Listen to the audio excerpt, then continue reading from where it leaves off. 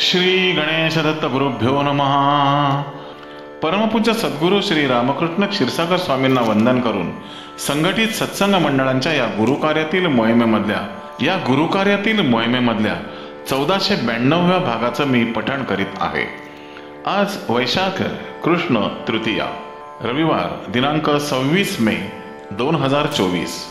उपदेशामृत संग्रह भाग 6 या ग्रंथातील परमपूज्य सद्गुरूंनी गुरुपौर्णिमा निमित्त दिनांक 26/7/1991 रोजी दिलेल्या अनुग्रह आशीर्वादाच्या पुढील भागाचं मी पठण करीत आहे. परमपूज्य सद्गुरू आपल्या प्रासादिक वाणीतून आशीर्वाद देताना या पुढील भागात म्हणतात, मोक्ष गुरूंची पद्धतच अशी आहे की जन्मदात्याचा जरी आपल्याला आदर असला तरी त्याहीपेक्षा अधिक श्रेष्ठ हे मोक्ष गुरु मानलेले आहेत. आणि गुरूंची परंपरा त्यांनी जी निर्माण केलेली आहे ती केवळ मानवी देहाला शांतता लाभावी म्हणून. मानवी देहाचं एक वैशिष्ट्य आहे की त्याला सतत सुखदुःखाच्या भावना येत असतात. त्यामुळे त्याच्या मनाला शांती लाभण्याची कदापिही शक्यता नाही. कारण जर तसं असतं तर बाकीच्या गोष्टी करण्याचे कारणच नाही. पण वस्तुस्थिती तशी नसते. तो अन्नाकडून किंवा अन्नाद्वारे जगतो आणि त्याच्या मनाला शांती अशांती कायम चालू असते. पण साक्षात्कारी पुरुषांच्या बाबत, गुरूंच्या परंपरेबाबत असा जर विचार केला तर त्यांना ती मनशांती लाभलेली आहे. त्यांना तो अनुभव आलेला आहे. तो तुम्हा लोकांच्या उद्धारासाठी आहे. तुम्ही त्या वृक्षाखाली जाऊन बसल्याशिवाय तुम्हाला सावलीचा लाभ होण्याची शक्यता नाही. तेव्हा प्रत्येकाने हे शोधलं पाहिजे की आपल्या जीवनामध्ये आपण सगळं करतो खरं, पण त्याचा इत्यर्थ काय? त्याचा इत्यर्थ काही नाही. तुम्ही विचार करा, तुम्ही सर्व या सावलीच्या सुखाचा अनुभव घेतलेली माणसं आहात. कोण असं आहे ज्याला मनशांती लाभलेली आहे? कोणीही असू शकणार नाही. आणि मिळालं तर ते तात्कालिक सुख असतं. त्या सुखाचा काहीही उपयोग नाही. तेव्हा प्रत्येकाने परमेश्वराचं चिंतन करणं, आपल्या गुरूंचं स्मरण करणं, आपले गुरु जे आपल्याला शिकवतील त्याचा सतत ध्यास धरणं आणि आपल्या जीवनाचं सार्थक करून घेणं. आपल्याला आपल्या जीवनाचं सार्थक करून घेता जर आलं नाही तर त्या गुरूंची भेट होऊन त्याचा काहीही उपयोग झाला नाही असा त्याचा अर्थ आहे. आमच्याकडे एकच काम आहे की तुम्ही या चरणांजवळ स्थिर झालात की तुम्हाला योग्य ते मार्गदर्शन करणं, तुम्हाला शिकवणं, तुमच्याकडून करून घेणं. गुरूंनी जे कार्य सुरू केलं आहे ते आपलंच कार्य आहे असं समजणं, त्याच्या पद्धतीनं वागणं, आपला जो श्रद्धाभाव आहे तो कायम स्थिर ठेवणं, ह्याच्याशिवाय त्याला पर्याय नाही. काही लोकांचं असं मत आहे की सध्याला विज्ञान काल असून आता 21वे शतक जवळ आलेलं आहे. आपणही अजून अंधश्रद्धेच्या पाठीमागे लागलेले आहोत. बोलणारेच अंधश्रद्धेच्या पाठीमागे लागलेले असतात. मी पुष्कळ अशी माणसं पाहतो की एकदा येऊन जातात, औपचारिक नमस्कार करतात, नाहीतर करीत सुद्धा नाही, मला विसरतात. पण काही दिवसांनी राजर्षी पुन्हा येतात. त्यांना पाहिलं की मी दार लावून घेतो. ते माझ्या लक्षात असतं मागलं. कोण येतं कोण नाही. मी दार लावून घेतलं की मग तो आमच्या सेवेकऱ्याला विचारतो की का हो महाराज दिसत नाही, जरा ते विश्रांती घेत आहेत, मग मला दर्शन मिळेल का हो? बराच वेळ थांबावं लागेल. आत येऊन मला सांगितलं जातं ते गृहस्थ आलेले आहेत आणि दर्शन घेतल्याशिवाय काही जात नाही. मी निरोप पाठवतो, आज काही मी तुम्हाला दर्शन देऊ शकत नाही, पुन्हा कधीतरी या. चुका केल्या म्हणजे प्रायश्चित्त द्यावंच लागतं. मग पुन्हा तो येतो, पुन्हा 4-8 दिवसांनी येतो. मागच्या वेळेला काही मला दर्शन मिळालं नाही, आता तरी होईल का नाही. त्यावेळेला मी संध्या करीत असतो. कारण हे सर्व जाणत्या माणसाकडून सांगितलं जातं. कुठच्याही अश्रद्ध माणसाला लोळवायचं कसं याचं संपूर्ण ज्ञान आम्हाला आहे. मग त्याला दर्शन देताना केव्हा द्यायचं? जेव्हा मी संध्या करून 6:45ला जेव्हा खालच्या हॉलमध्ये येतो तेव्हा त्याला दाराजवळ उभं करायचं.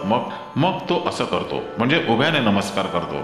त्या व्यक्तीच्या नुसत्या भीतीने त्याच्या मनाला शांती लाभलेली असते आणि वेळ काढून मग तो तुम्हाला सांगतो की तुम्हाला साष्टांग नमस्कार घालायचा होता, पण मला काही जमलं नाही. ते आमच्या ते लक्षात आलेलं असतं की हा बदमाश आहे. माझी फार इच्छा आहे तुम्हाला साष्टांग नमस्कार घालायची. आता मी घाल म्हणालो की तो लगेच घालील, नाही का? तो घालतो का नाही याची मी काही वाट पाहत बसत नाही. मग तो काय करतो, थोडा वेळ वाट पाहून एकदम पडतो खाली, मग म्हणतो जा. आता हे जे घडतं ना, हा विनोदाचा भाग नाही. ईश्वर सुद्धा तुम्हाला एखाद्या महापुरुषाचं दर्शन घ्यायचं असेल तर सहजासहजी भेट घेऊ देत नाही. पूर्वकर्म आपली एवढी पाठीमागे लागलेली आहेत की फक्त आपल्या लक्षात येत नाहीत. पूर्वकर्माचे दोष आपण पाहतो. आपल्या पोटी जन्माला येणारे मुलं सुद्धा आपल्याला सुख मिळू देत नाहीत. ही आपली पूर्वकर्म समजली पाहिजेत. खरं वास्तविक असं व्हायला नको. कित्येक घरामध्ये ह्या कटकटी आहेत. पहा की त्यांची मुलं चांगली वागत नाहीत, त्यांच्या मुली चांगल्या वागत नाहीत, घरामध्ये त्यांना सुख नाही, झाला तर उपद्रव होतो. हा आपल्या पूर्वकर्माचा दोष आहे, त्या मुलांचा काही दोष नाही. आणि याचा सारासार जर विचार केला तर आपल्याला हे कळायला पाहिजे की हे जे घडतं कशाने, त्याचं मुख्य कारण जर शोधलं तर ईश्वराची सेवा पाहिजे तेवढी केलेली नसते. हे त्याचं मुख्य कारण आहे. किंवा आपल्याला ईश्वर सेवेत असं एक प्रकारचं रूप आलं पाहिजे की मुलाला सतत आपली दया येत राहिली पाहिजे. मुलांना जर आपल्याविषयी राग उत्पन्न होत असेल तर मुलांच्या दृष्टीने आपण अपात्र आहोत. जन्मदाते माता पिता असले तरी ते काय सर्वश्रेष्ठ मानण्याची पद्धत आहे.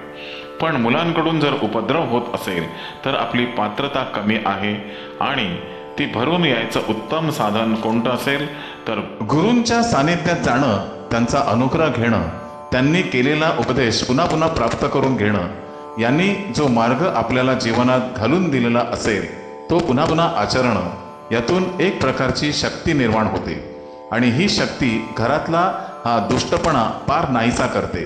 कित्येक आई वडील येतात, आम्हाला सांगतात, तुम्ही तरी मुलाला सांगून पहा, असा वागतो तसा वागतो, तो घरात नीट वागत नाही, तो पानपराग खातो. परवा एका गृहस्थांनी मला सांगितलं, मुलगा पानपराग खातो, पानपराग खाल्लं की धुंदी येते. म्हटलं असे होय. मग त्याला बोलवून घेतलं आणि सांगितलं की बाबा पानपराग खाऊ नको, तुम्हा लोकांना हसू येतं, त्याचा मला नाईलाज आहे, पण हे जे घडतं ना त्याला आपण कारणीभूत आहात. आपलं रूप अशा पद्धतीचं आहे, आपला स्वभावच अशा पद्धतीचा आहे की आपली मुलेच आपला कंटाळा करतात. आपल्या ठिकाणी न्यूनत्व जर कोणतं असेल तर परमेश्वराची सेवा करण्याचं न्यूनत्व आहे. तेव्हा प्रत्येकाने ही गोष्ट लक्षात ठेवा की आपल्या जीवनामध्ये आपण अपुरे आहोत. तुमचं नशीबच एवढं पुण्यवान आहे म्हणूनच खरोखर तुमची माझी भेट होऊ शकली, नाहीतर काळाचा जर विचार केला तर तुमची माझी भेट होण्याची कदापिही शक्यता नाही. हे लोक कसे असतात तुम्हाला सांगतो. असली लहर तर बोलले नाहीतर नाही, दर्शन दिलं तर दिलं नाहीतर नाही. पण तुमचं नशीब असं आहे, तुम्ही सतत येऊ शकता, दर्शन घेऊ शकता, तुम्हाला मी जवळ बसवून घेऊ शकतो, तुमच्याशी मी बोलतो, याचा तुम्ही जास्तीत जास्त फायदा घ्या. नाहीतर हा अमृताचा ठेवा मिळाला असून सुद्धा तुम्ही जर त्याच्यापासून वंचित राहिला तर हा दोष माझा नाही किंवा हा दोष ईश्वराचा सुद्धा नाही. श्री गुरुदेव दत्त. गुरुबंधू आणि भगिनीनो, या आशीर्वादाच्या पुढील भागासाठी पुन्हा भेटूया उद्या सकाळी 6 वाजता. आजचे हे आशीर्वाद पठण सद्गुरूंच्या चरणी सादर अर्पण. श्री गुरुदेव दत्त.